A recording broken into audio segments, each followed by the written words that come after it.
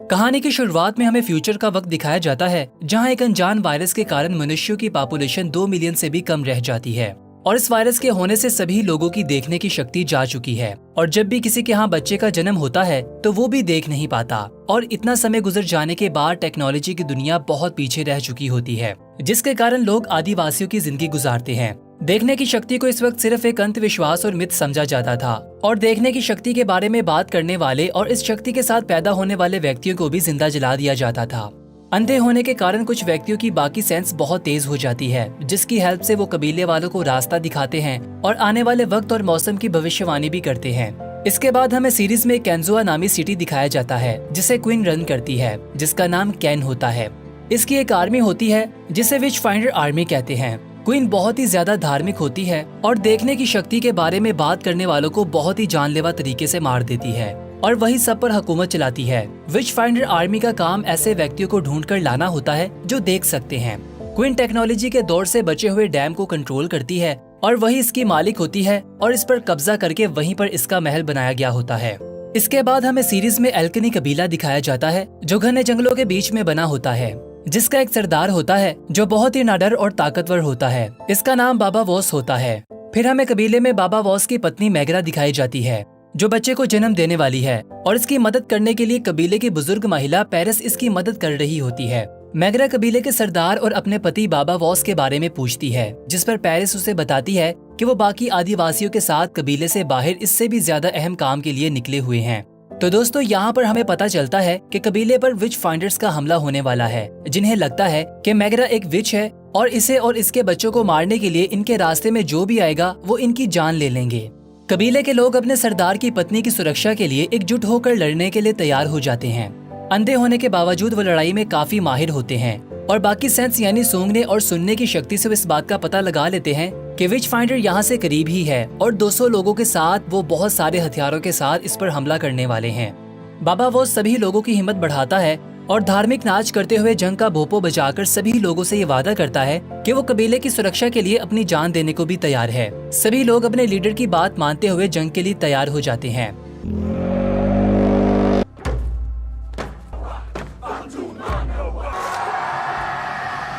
उधर विच फाइंडर का जनरल कबीले के एक व्यक्ति बैक्स को अपने कब्जे में कर लेता है। बैक्स, जो कि बाबा वॉस को बिल्कुल भी पसंद नहीं करता, क्योंकि बाबा वॉस के हुक्म को मानकर ही कबीले के लोगों ने बैक्स की फैमिली की जान ली थी। अब इससे बदला लेने के कारण वो दुश्मनों की मदद करता है और इन्हें एक ब्रेसलेट देता है, जिससे पढ़कर इन्हें ये जानकारी मिलती है कि मैगरा के बच्चों का असली बाप वॉस नहीं बल्कि कोई दूसरा व्यक्ति जर्ला मेडल है। ये नाम पढ़ते ही जनरल काफी ज्यादा शॉक्ड हो जाता है, क्योंकि वो जानता है कि जर्ला ही वो एक व्यक्ति है जो अपनी आंखों से देख सकता है और जनरल इसकी खोज में काफी अरसे से लगा हुआ था। अब मैगरा तक पहुंचकर वो जर्ला तक भी पहुंच सकेगा। इस बात का अंदाजा होते ही जनरल काफी ज्यादा एक्साइटेड दिखाई देता है, क्योंकि क्वीन के ऑर्डर का पालन करके इससे बहुत फायदा मिल सकता है। जनरल बैक्स को टॉर्चर करके इससे इसके कबीले के लोगों की प्रोटेक्शन का प्लान पूछता है। दूसरी ओर मैगरा एक बच्चे को जन्म देती है, लेकिन तभी से ये रियलाइज होता है कि इसके पेट में एक और बच्चा है। ये जानते ही पेरिस मैगरा का सी सेक्शन करती है और तभी इसे ये गुड न्यूज मिलती है कि वो एक लड़के और एक लड़की की माँ बन चुकी है। उधर हमें पत्थरों से बनी एक बहुत बड़ी दीवार दिखाई जाती है, जिसके पीछे से विच फाइंडर के लोग कबीले के लोगों पर हमला करने के लिए तैयार होते हैं। कबीले के लोग विच फाइंडर की आर्मी का मुकाबला करते हैं और जब इन्हें महसूस होता है कि आर्मी इन पर हावी हो रही है तो वो रस्सी काट देते हैं, जिससे बॉर्डर पर लगे पत्थर आर्मी पर गिरने लगते हैं और इसी के कारण विच फाइंडर की आधी आर्मी पत्थरों के नीचे दबकर मर जाती है। लेकिन तभी बाबा वॉस को ये फील होता है कि आर्मी के आधे लोग बच गए हैं, जो जनरल के साथ मिलकर तूफान के थम जाने के बाद फिर इन पर हमला करेंगे। इसके बाद हम देखते हैं कि बाबा वॉस अपनी पत्नी और अपने बच्चों से पहली बार मिलता है, लेकिन इनके फ्यूचर के बारे में काफी परेशान दिखाई देता है। कबीले के लोग सरदार को इस बात के लिए फोर्स करते हैं कि वो मैगरा और इसके बच्चों को विच फाइंडर्स के हवाले कर दे, ताकि कबीले के लोग चैन की जिंदगी जी पाएं। लेकिन बाबा वॉस ऐसा नहीं करता। तभी कबीले के लोग और सरदार के बीच में पेरिस आ जाती है और इन्हें बताती है कि आपस में लड़ने की बजाय हमें एक हिडन रास्ते से एक ब्रिज तक जाना होगा, जिसके बारे में कोई भी नहीं जानता, और इस ब्रिज को पार करके वो यहाँ से निकल जाएंगे। सभी लोग इस बात पर एग्री होकर इस ब्रिज तक पहुँच जाते हैं और जब वो आधे ब्रिज तक पहुँचते हैं तभी जनरल और इसकी आर्मी के लोग वहाँ पर आ जाते हैं। लेकिन इन्हें ये बात रियलाइज नहीं होती कि यहाँ पर कोई ब्रिज है।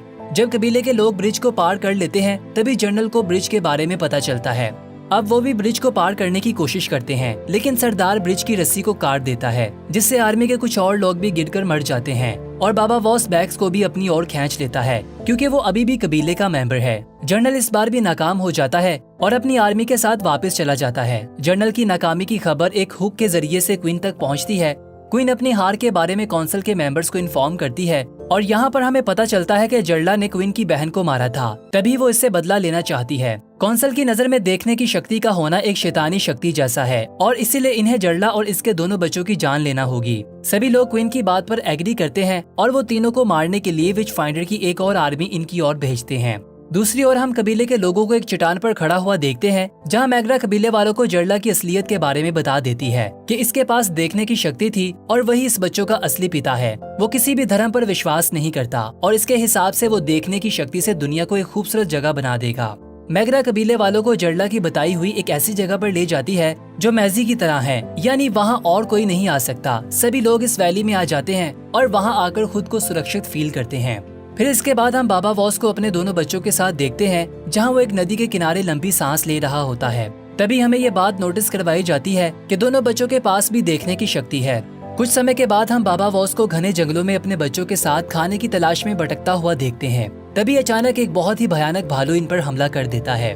बाबा वॉस इस भालू से मुकाबला करने की कोशिश करता है, लेकिन नाकाम रहता है। तभी अचानक से एक तीर इस भालू को जाकर लगता है और वो तीर चलाने वाला कोई और नहीं बल्कि बच्चों का पिता जर्ला होता है, जो दोनों को देखकर काफी ज्यादा खुश दिखाई देता है और बाबा वॉस को एक बॉक्स का पता बताता है और इसकी चाबी देता है और इससे ये बताता है कि 12 साल होने के बाद इन बच्चों को ये डब्बा दे दे। इस डब्बे में क्या था ये बताए बगैर जर्ला वहाँ से निकल जाता है। बाबा वॉस इसे आवाजें देता है, लेकिन वो यहाँ से जा चुका होता है। बैक्स, जो कि अभी भी दुश्मन लोगों की मदद करना चाहता है, बाबा वॉस की आवाज को सुन लेता है और इसके बारे में अपनी चची को बताता है। बाबा वॉस की ऑर्डर पर बैक्स के पेरेंट्स को मार दिया गया था। इसी बात के कारण इसकी बाकी फैमिली बाबा वॉस के खिलाफ है। इस बारे में जानकारी लेने के लिए वो एक लड़की शैडो की मदद लेते हैं। इसके पास इनविजिबल रहने का टैलेंट है, यानी वो कबीले में रहती है, लेकिन आज तक कोई भी इन्हें महसूस नहीं कर पाया। दूसरी ओर हम बाबा वॉस और मैग्रा को देखते हैं, जो इस बॉक्स को ओपन करके ये महसूस करते हैं कि इसमें पुरानी टेक्नोलॉजी और पुराने लोगों की जिंदगी के बारे में जानकारी है, जिसे पढ़कर इनके बच्चे एक दिन नए सफर पर निकलेंगे और दुनिया में न्यू वर्ल्ड ऑर्डर की शुरुआत करेंगे। मैग्रा को ये आइडिया पसंद नहीं आता और वो इस बॉक्स को जमीन में दफन करने को कहती है और अपने बच्चों को भी इस बॉक्स से दूर रहने को कहती है। तभी पेरिस और बाबा वॉस इस बात को नोटिस करते हैं कि इनकी ये बातें कोई सुन रहा है। ये जानते ही बाबा वॉस शैडो का पीछा करने लगता है। शैडो बैग्स से झूठ बोलती है कि बाबा वॉस अपने बच्चों के साथ खेल रहा है, लेकिन बैग्स अपना प्लान बना लेता है और रोजाना एक बॉटल में संदेश डालकर नदी में फेंक देता है ताकि वो क्वीन तक पहुंच जाए, जिसे पढ़ते ही जर्नल कबीले तक पहुंच जाएगा। दूसरी ओर हम जर्नल को कबीले के लोगों पर जुल्म करता हुआ देखते हैं, जो कई साल गुजरने के बाद भी बाबा वॉस और इसके कबीले को नहीं ढूंढ पाए और इसी फ्रस्ट्रेशन में आकर वो कई लोगों की जान ले चुका होता है और कई कबीलों को आग लगा चुका होता है।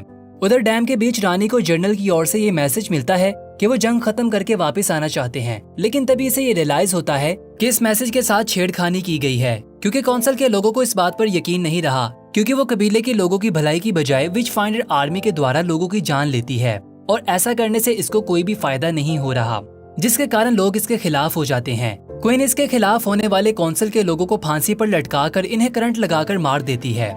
इसके बाद सीरीज में 3 साल का समय गुजार दिया जाता है, जहां हम मैग्रा के दोनों बच्चे यानी काफन और हैनिवा को देखते हैं, जो काफी बड़े हो चुके होते हैं और अपने देखने की शक्ति को कबीले से छुपा कर रखते हैं। लेकिन कबीले में किए जाने वाले रिचुअल्स और इनके रहन सहन को वो देखकर काफी निराश जिंदगी गुजारते हैं। आखिरकार 12 साल का समय गुजर जाता है और वो दोनों बड़े हो जाते हैं। फिर हम मैग्रा और पेरिस को तालाब के किनारे पर बातें करता हुआ देखते हैं, जहां वो डिस्कस करते हैं कि दोनों बच्चों के पिता के बताए हुए रास्ते पर इन्हें चलना चाहिए या फिर नहीं। मैग्रा पेरिस को बताती है कि वो चाहती है कि इसके बच्चे नॉर्मल जिंदगी जिएं, लेकिन पेरिस इसे बताती है कि इसे अपने बच्चों को इनकी जिंदगी का फैसला खुद करने देना चाहिए, ताकि वो हमसे बेहतर जिंदगी जी पाएं और इन्हें बॉक्स दे देना चाहिए। इसके बावजूद रात होते ही पेरिस दोनों बच्चों को बुलाकर इन्हें बुक्स दे देती है, लेकिन वो बुक्स लेने से इनकार कर देते हैं, क्योंकि वो अपनी माँ को निराश नहीं करना चाहते। कुछ समय के बाद हम काफिन और हैनिवा को बुक्स के बारे में डिस्कस करता हुआ देखते हैं और इन्हें लगता है कि इन्हें इन बुक्स को पढ़ना चाहिए। बाबा वॉस अपने बच्चों को ये बात करते हुए सुन लेता है और इसके बारे में पेरिस को भी बताता है और मैग्रा से इस बात को सीक्रेट रखने को कहता है, वरना वो किताबों को जला देगी। बाबा वॉस भी यही चाहता है कि बच्चे अपना रास्ता खुद चुने। फिर कुछ महीनों के बाद हम काफिन और हैनिवा को चोरी छुपे बुक्स की पढ़ाई करता हुआ देखते हैं। दोनों अल्फाबेट सीख लेते हैं और सेंटेंस को भी पढ़ने के काबिल हो जाते हैं। और इसी तरह इन्हें पास्ट के लोगों की जिंदगी के बारे में जानकारी मिलती है कि वो हमसे कितना एडवांस थे और कैसे जिंदगी गुजारते थे। इसके बाद दूसरी ओर हम देखते हैं कि एक लड़की को नदी के किनारे बैग्स की बेची हुई वो बोतल मिल जाती है और दूसरी ओर हम जर्नल को क्वीन के पास कई सालों बाद वापस आता हुआ देखते हैं। वो आते ही क्वीन के आगे झुक जाता है और इसे बताता है कि वो हजारों घोड़ों, कई किलो गंदम और बहुत सारा जरूरी सामान लेकर वापस आया है, लेकिन वो जर्ला को नहीं ढूंढ पाया। जर्नल ये जानता है कि इसे मौत की सजा सुनाई जाएगी, लेकिन वो क्वीन को अपनी आखिरी इच्छा बताता है कि मरने के बाद वो वॉरियर के नाम से याद किया जाए। क्वीन इस बात पर एग्री हो जाती है और जर्नल को डैम से कूद जाने को कहती है। जर्नल डैम से कूदने ही वाला होता है कि क्वीन के पास बैग्स की बेची हुई इस बॉटल का संदेश आ जाता है, जिससे क्वीन को दोनों बच्चों और कबीले की हिडन प्लेस के बारे में पता चलता है। क्वीन जर्नल को रोक लेती है और इतने सालों बाद अपनी कामना पूरे होने पर वो जर्नल को गले लगाकर इमोशनल हो जाती है। दूसरी ओर कबीले में हॉर्न बजता है, जिसे सुनकर सभी एक जगह इकट्ठा हो जाते हैं और काफन और हैनिवा भी वहाँ पर आ जाते हैं, जहाँ सबको पता चलता है कि बैग्स अपनी आंटी के साथ रिलेशन में था, जिसके कारण इनके यहाँ एक ऐसे बच्चे का जन्म होता है जो कि नॉर्मल नहीं होता। यहाँ कबीले वालों के लिए एक नई समस्या खड़ी हो जाती है, क्योंकि कबीले की संख्या बहुत कम रह जाती है, जिसके कारण लोग अपने रिश्तेदारों से ही संबंध बनाने लगते हैं। पेरिस सभी लोगों को ये मशवरा देती है कि इन्हें बाकी कबीले वालों के साथ मिलकर ताल्लुकात बनाने होंगे, ताकि अपने कबीले की संख्या को बढ़ाकर इस प्रॉब्लम को सॉल्व किया जा सके। अपने बच्चों की सुरक्षा के बारे में सोचते हुए सरदार इस फैसले को खतरनाक बताता है, क्योंकि ऐसा करने से क्वीन इन्हें ढूंढ लेगी। लेकिन सभी लोग पेरिस के साथ हो जाते हैं, जिसके कारण बाबा वॉस को अपने बच्चों को छोड़कर अभी कबीले वालों के साथ जाना पड़ता है। अगली सुबह बाबा वॉस, मैग्रा, पेरिस और कबीले वालों के साथ एक फेस्टिवल में भाग लेने के लिए निकलते हैं और रात होते ही वो फेस्टिवल में पहुंच जाते हैं। काफन और हैनिवा भी इनका पीछा करते हुए वहाँ पर आ जाते हैं। तभी दोनों को रियलाइज होता है कि ये कोई फायर फेस्टिवल है, जिसमें वो लोगों को जलाने वाले हैं, क्योंकि इन पर झूठा आरोप है कि वो देख सकते हैं। पादरी फेस्टिवल को शुरू करते हैं और बेकसूर लोगों को आग लगा देते हैं। उन्हें जलता हुआ देखकर कबीले के लोग इसके इर्द गिर्द नाचने लगते हैं और एक दूसरे के साथ मिलन करने लगते हैं।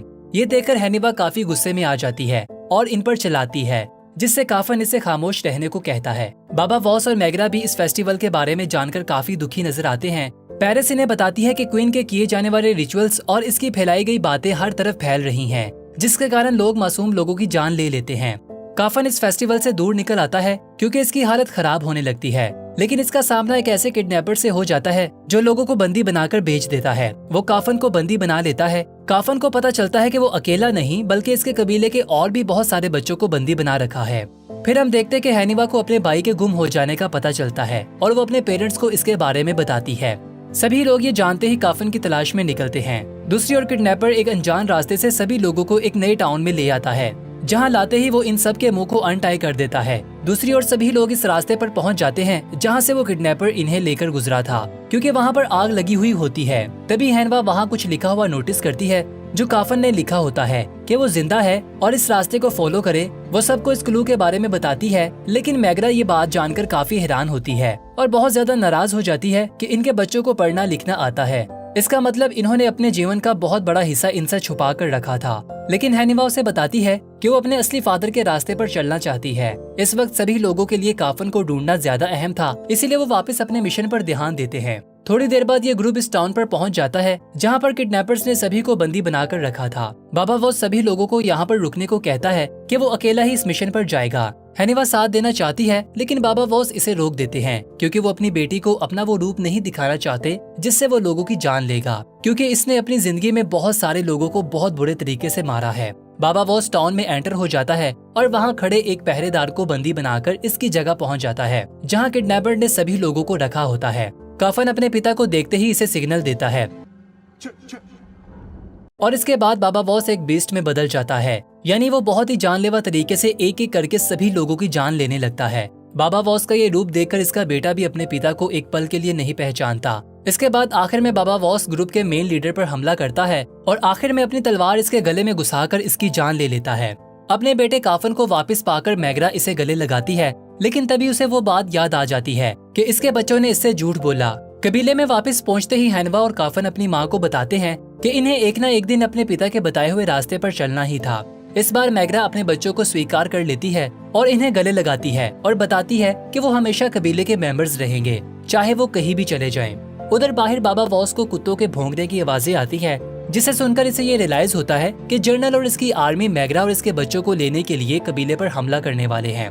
जर्नल कबीले के लोगों के करीब पहुंच जाता है और सभी लोगों को अपने कब्जे में कर लेता है। काफन बड़ी चालाकी से बैग्स को बंदी बनाकर अपनी फैमिली को वहां से चोरी छुपे निकालने में कामयाब हो जाता है और सरदार बाबा वॉस अपनी फैमिली के साथ कबीले से अपनी राहें जुदा कर लेता है।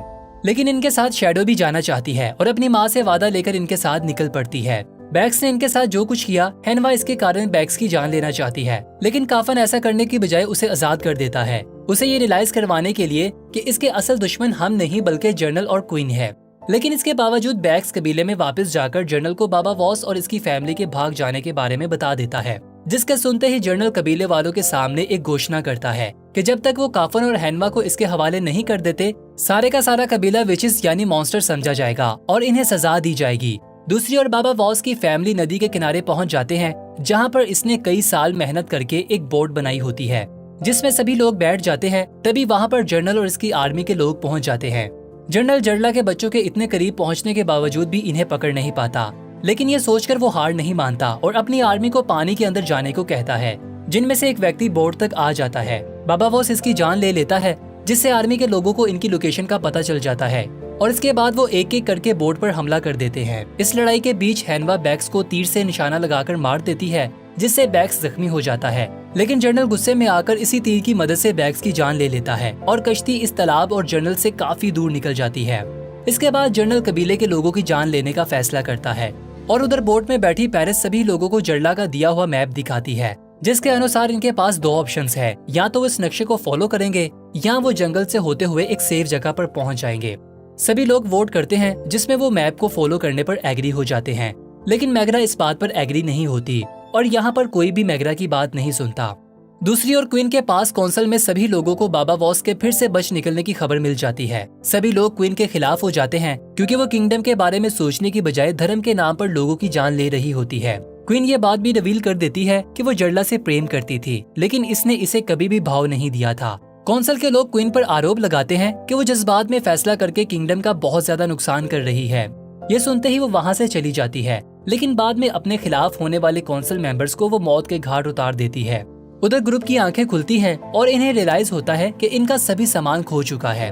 इस सामान में वो पोटली भी शामिल है जो मैगरा के पास थी, जो इसने अपने बच्चों को देने के लिए छुपाई होती है। वो इधर उधर ढूंढने की कोशिश करते हैं, लेकिन इन्हें कुछ भी नहीं मिलता।